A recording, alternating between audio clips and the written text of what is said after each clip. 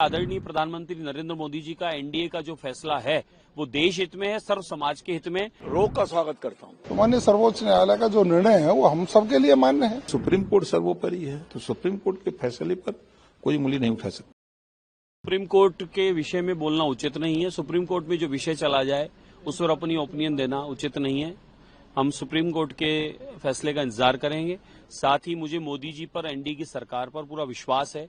आदरणीय प्रधानमंत्री नरेंद्र मोदी जी के आने के बाद में न अगड़ा रहा है न कोई पिछड़ा रहा है, सबका सर्वांग विकास हुआ है। उसी करके मोदी जी ने सबका विश्वास जीता, सबका हृदय जीता है और आज हर घर में मोदी और हर हर मोदी की जो आवाज है वो उसी करके है। आदरणीय प्रधानमंत्री नरेंद्र मोदी जी ने सारे भेद, सारे खाई मिटा दिए और सबको विकास की इस यात्रा में अग्रणी पंक्ति में ला दिया। इसीलिए तो भारतवर्ष आज तीसरी आर्थिक शक्ति बन रहा है। तो मेरा मानना है कि आदरणीय प्रधानमंत्री नरेंद्र मोदी जी का एनडीए का जो फैसला है वो देश हित में है, सर्व समाज के हित में। हमें उस फैसले का अभी इंतजार करना चाहिए और पूर्णतः भी इस पूरे विषय को हमें समझने की, पढ़ने की आवश्यकता है। अपना कोई भी वक्तव्य देना या नाराजगी व्यक्त करना भी उचित नहीं है। पहले उस विषय को पूर्णतः अध्ययन करने की आवश्यकता है। माननीय सर्वोच्च न्यायालय ने जब विचारार्थ अपने यहाँ स्वीकार कर लिया नंबर 1 और उसको उन्होंने रोक लगा दी, यानी प्रकरण अब सर्वोच्च न्यायालय में विचाराधीन है, तो अब उस पर किसी प्रकार की टिप्पणी की कोई आवश्यकता नहीं है और सर्वोच्च न्यायालय के निर्णय का इंतजार करना चाहिए। सर, स्वागत करते हैं इस रोक का स्वागत करता हूं। देखिए, यूजीसी समय समय पर गाइडलाइन जारी कर दी जाती है।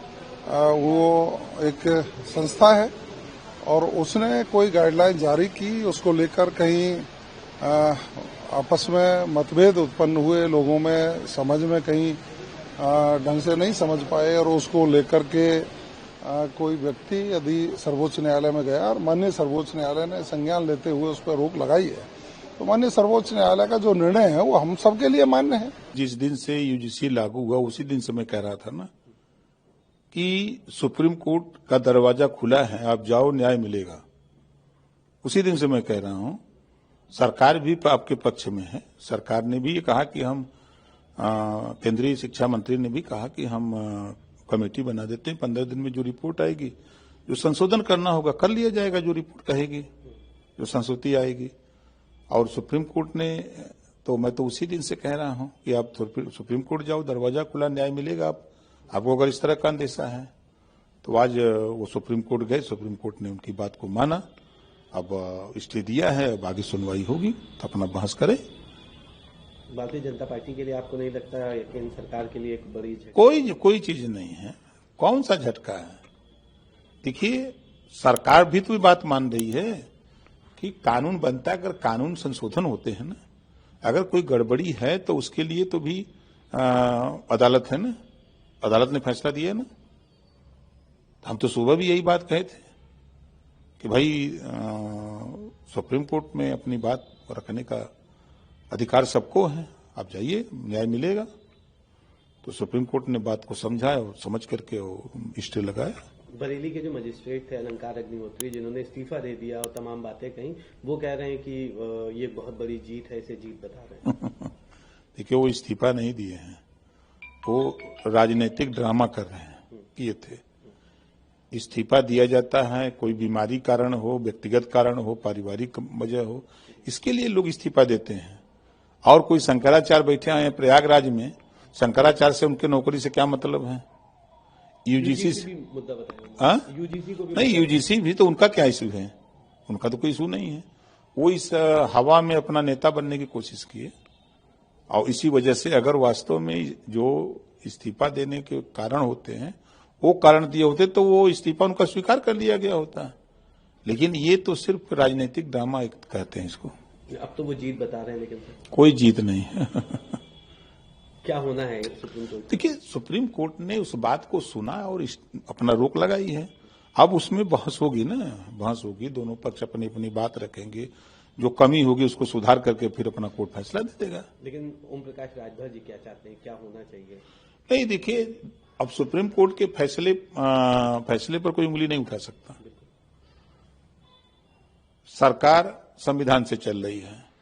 संविधान के पहले पन्ने पे लिखा है समता, स्वतंत्रता, बंधुत्व, न्याय। पहले पन्ने पे लिखा हुआ। उसी आधार पे प्रदेश की सरकार चल रही है, उसी आधार पे केंद्र की सरकार चल रही है। दोनों सरकारें संविधान की बदौलत चल रही हैं। तो संविधान सर्वोपरि है और उसमें सुप्रीम कोर्ट सर्वोपरि है। तो सुप्रीम कोर्ट के फैसले पर कोई उंगली नहीं उठा सकता। यूजीसी पर बहस हो रही है माननीय सुप्रीम कोर्ट में, तो बहुत सारे पक्ष उसमें सामने आ जाएंगे और हमें उम्मीद है कि जो यूजीसी के मामले में बातें निकल कर के आ रही हैं, अब जब चर्चा सुप्रीम कोर्ट में होगी तो हम लोग क्या और तर्क दे सकते हैं। हम सब का मानना यही है कि दोषी बचे ना और निर्दोष के साथ अन्याय होना। दोषी बचे ना,